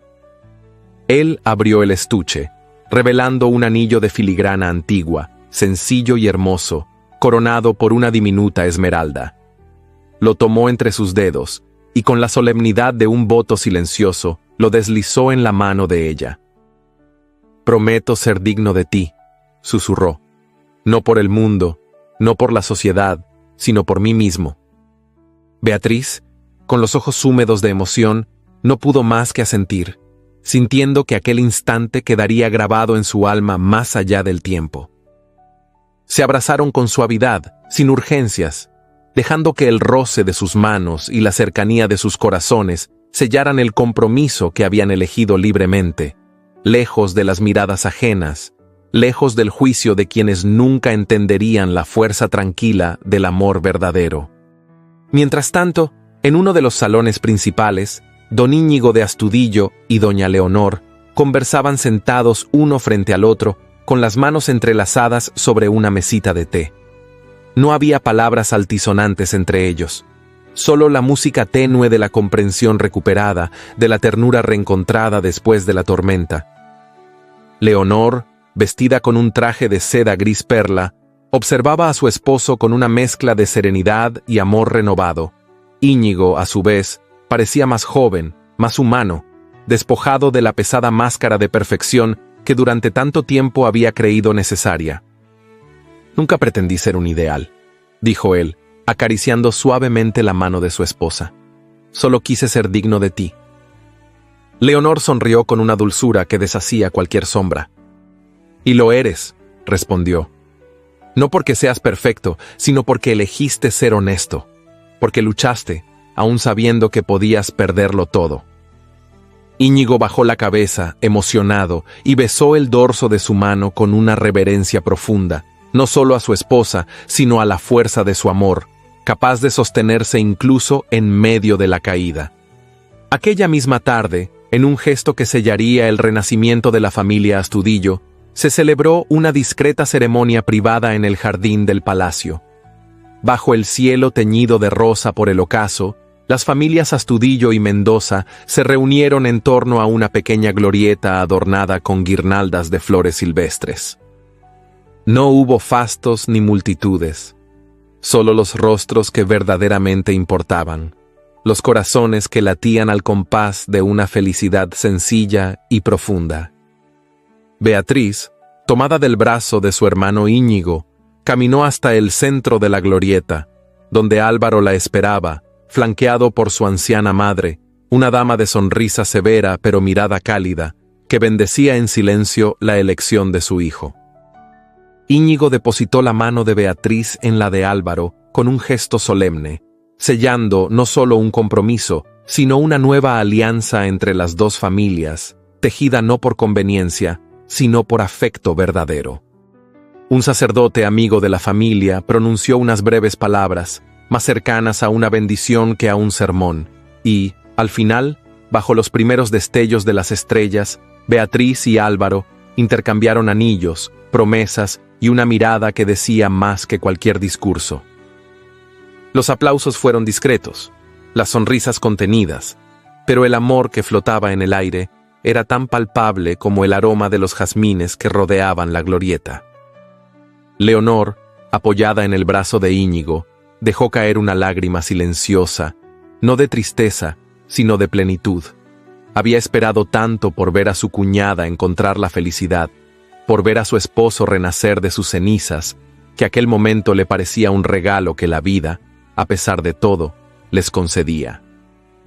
Cuando la ceremonia concluyó, los invitados se retiraron lentamente hacia el salón interior, donde les esperaba una cena íntima y sencilla. Beatriz y Álvaro se quedaron unos minutos más en el jardín, bajo el cielo estrellado, abrazados en un silencio lleno de promesas. En ese instante, el mundo exterior dejó de existir para ellos. No había pasado ni futuro, no había prejuicios ni miedos. Solo dos almas que después de haberse encontrado entre la confusión y el dolor, elegían amarse con la claridad serena de quienes saben que han hallado su hogar. Y mientras en el interior del palacio resonaban las primeras notas de un vals discreto, en el corazón de Madrid, un nuevo capítulo de amor y esperanza comenzaba a escribirse, silencioso, firme y eterno. La primavera se asentaba con dulzura sobre Madrid, y el aire, impregnado del perfume de los naranjos en flor, parecía anunciar tiempos de renovación para aquellos que habían sobrevivido a la tormenta. La ciudad, con su pulso constante y sus eternos contrastes, continuaba su camino, ajena a los pequeños triunfos y las grandes derrotas que, en silencio, tejían la historia de quienes la habitaban. En el Palacio Astudillo, los cambios también se palpaban en el ambiente. La solemnidad rígida de los últimos tiempos había cedido paso a una calma serena, a un murmullo de esperanza que recorría los corredores bañados de luz dorada. El escándalo que había sacudido los cimientos de la familia se disipaba como la niebla ante el sol naciente, dejando tras de sí no ruinas, sino terreno fértil para una nueva vida. Don Íñigo de Astudillo, fiel a la promesa silenciosa que se había hecho frente a su conciencia, había presentado su dimisión formal ante el Congreso. No hubo discursos grandilocuentes ni ceremonias públicas. Su retiro fue tan digno como había sido su lucha. Discreto, firme, inquebrantable. Rechazó con cortesía todos los ofrecimientos de reconciliación política, todos los ruegos de aquellos que ahora, temerosos de perderlo, trataban de conservar su influencia. Había entendido, al precio de su propio dolor, que su verdadera misión no estaba en los salones del poder, sino en la entrega silenciosa a quienes más necesitaban la compasión y el esfuerzo de un hombre íntegro. Junto a su esposa, doña Leonor, inició una nueva vida dedicada a obras de beneficencia, impulsando la educación de niños huérfanos, promoviendo hospitales para los más desfavorecidos, defendiendo la dignidad de quienes no tenían voz. No fue un cambio inmediato ni fácil. Se enfrentaron a miradas altivas, a comentarios maliciosos, a la indiferencia de aquellos que medían la valía de un hombre por la altura de sus cargos y no por la nobleza de sus actos. Pero ni Íñigo ni Leonor flaquearon. Encontraron en cada sonrisa agradecida, en cada vida mejorada, la recompensa que los salones de mármol jamás les habrían ofrecido. Mientras tanto, la condesa Laura de Santamaría preparaba su partida hacia Viena. Su nombre, antaño celebrado en las tertulias y venerado en las recepciones, se había vuelto un susurro incómodo, un eco que muchos preferían olvidar. En su residencia de la calle de Alcalá, los criados empacaban baúles llenos de vestidos de seda y joyas que ya no tendrían el mismo brillo bajo los cielos de otro país. Laura, sentada en su salón vacío, contemplaba por última vez las sombras de su antiguo esplendor. No lloraba. Nunca se había permitido ese lujo, pero en la rigidez de su postura, en la frialdad de su mirada, se adivinaba la herida profunda de quien sabe que la derrota no radica en el exilio, sino en el olvido. Partió una mañana gris, bajo una llovizna persistente que parecía querer borrar sus pasos antes de que se enfriaran sobre el empedrado. Nadie acudió a despedirla, salvo un cochero que evitaba mirarla a los ojos. Mientras el carruaje avanzaba lentamente hacia la estación, Laura cerró los ojos y juró, en silencio, que algún día recuperaría lo perdido, que su nombre volvería a ser pronunciado con respeto, aunque fuera en otra tierra, bajo otros cielos. En contraste, en el Palacio Astudillo, la vida florecía con una calidez nueva. Beatriz y Álvaro, recién comprometidos, se preparaban para comenzar una vida juntos. No sería una existencia ostentosa ni marcada por el boato que otros habrían esperado. Habían decidido establecerse en una casa modesta a las afueras de Madrid, rodeados de jardines sencillos y lejos del bullicio de una sociedad que aún medía a las personas por sus apellidos y sus fortunas. La mañana de su partida, la casa entera se impregnó de una emoción contenida. Íñigo abrazó a su hermana con una ternura que pocas veces permitía mostrar, susurrándole palabras de aliento y orgullo. Leonor, entre lágrimas discretas, entregó a Beatriz un medallón que había pertenecido a su madre, símbolo de un amor que perduraba más allá del tiempo y las pruebas. Álvaro, de pie junto al carruaje, observaba la escena con una mezcla de emoción y gratitud. Sabía que el camino que habían elegido no sería fácil, pero también sabía que no caminaría solo.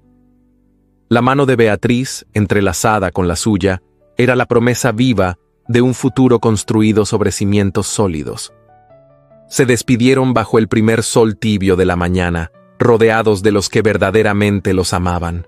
No hubo grandes discursos ni lágrimas desbordadas, solo abrazos sinceros, sonrisas temblorosas y un amor que palpitaba en el aire, tan real como la tierra bajo sus pies.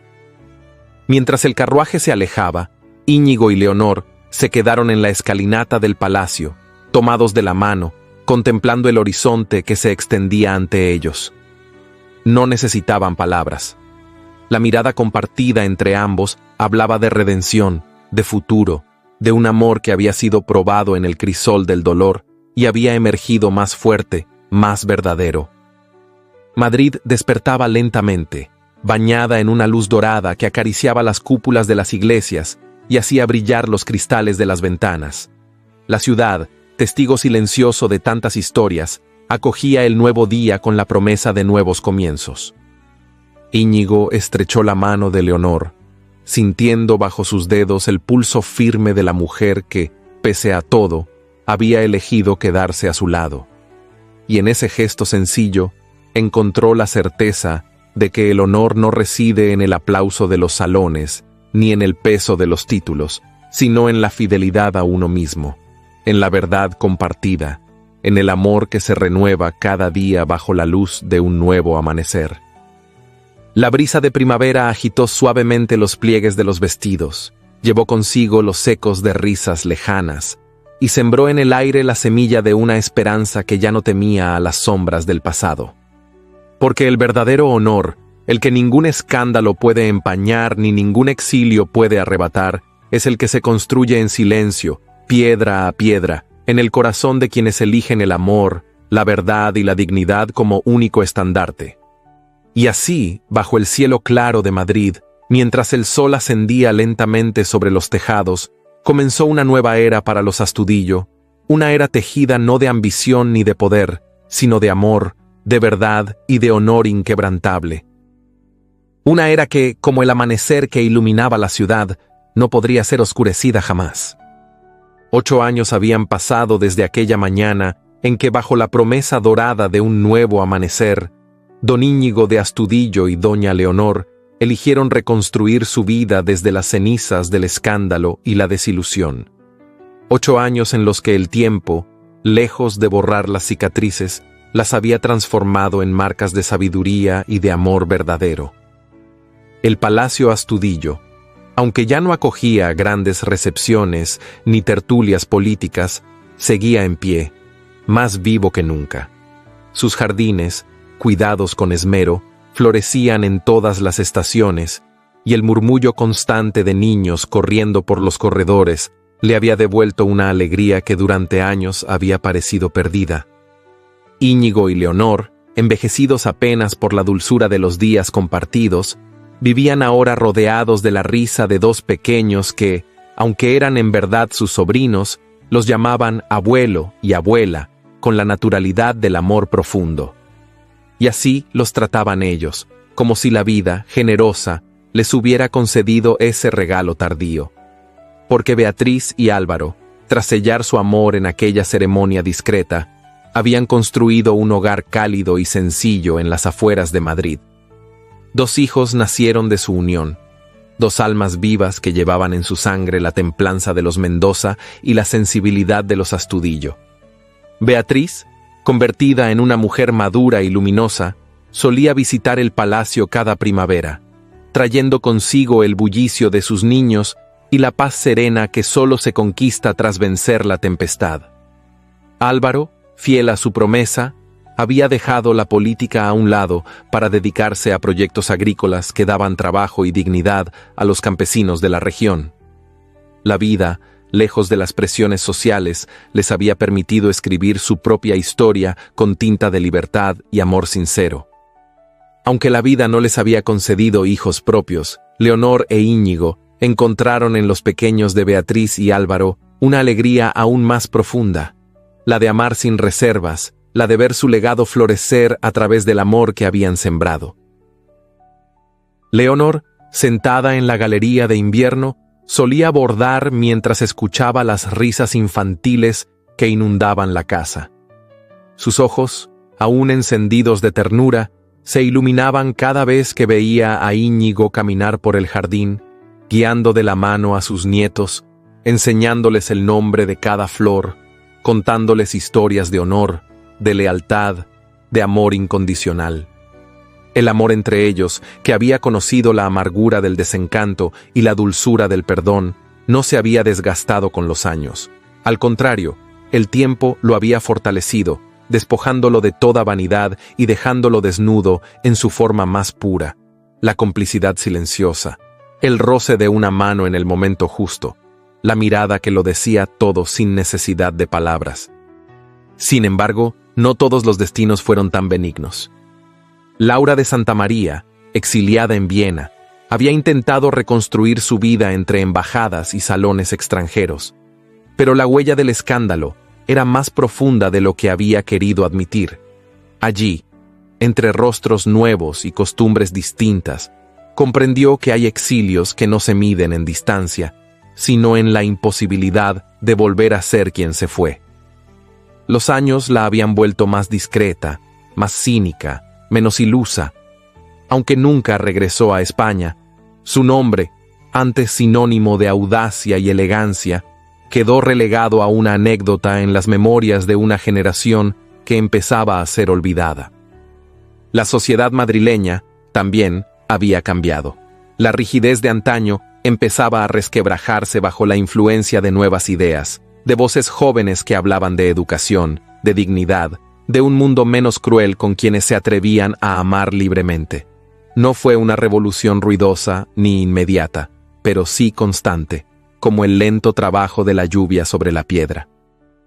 Una tarde de primavera, cuando el palacio se vestía de aromas frescos y la luz dorada acariciaba los muros centenarios, Íñigo y Leonor, sentados bajo el olmo del jardín, vieron correr a sus nietos persiguiendo mariposas.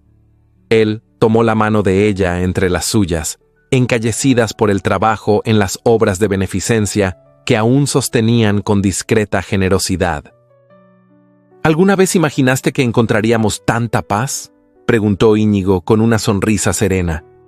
Leonor apoyó la cabeza en su hombro, cerrando los ojos. No la imaginé, susurró. La construimos, día tras día, lágrima tras lágrima, elección tras elección. El viento agitó las ramas del olmo, llevándose sus palabras hacia el cielo abierto, como una ofrenda silenciosa. Y allí, bajo el manto del tiempo que ya no los apremiaba, en medio de una Madrid distinta pero aún reconocible, Íñigo y Leonor supieron, con la certeza profunda que solo el amor verdadero concede, que habían vencido. Que el honor, el amor y la verdad no son ideales imposibles, sino caminos arduos que, si se eligen una y otra vez, día tras día, conducen al único lugar donde vale la pena llegar. Al hogar que se construye en el corazón de quienes no se rinden, de quienes aman a pesar de todo, y de quienes comprenden que la vida, aunque marcada por las sombras, siempre puede renacer al amanecer. Siempre puede florecer otra vez. La historia de Íñigo, Leonor, Beatriz y Álvaro nos recuerda que el verdadero valor no se encuentra en las apariencias, ni en los títulos, ni en el reconocimiento de la sociedad, sino en las decisiones silenciosas que tomamos cada día. Decisiones hechas de amor, de honor y de verdad. Nos enseña que el amor real no es aquel que nunca enfrenta pruebas, sino aquel que sobrevive al dolor, que se reconstruye tras la caída, que elige quedarse cuando sería más fácil huir.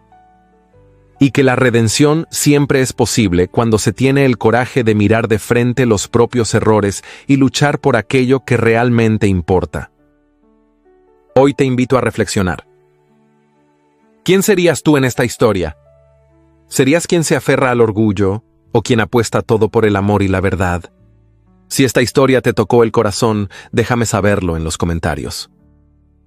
Y si llegaste hasta aquí, escribe la palabra honor en los comentarios. Así sabré que formas parte de quienes creen, como yo, que la dignidad y el amor son más fuertes que cualquier adversidad. Además, te invito a explorar otras narraciones llenas de emoción y coraje que estoy dejando en las tarjetas al final del video. Cada historia es una nueva oportunidad para soñar, para emocionarnos y para recordar que, a pesar de todo, el honor y el amor siempre encuentran su camino. Gracias por acompañarme en esta travesía. Nos vemos en la próxima historia, donde el corazón vuelve a ser protagonista.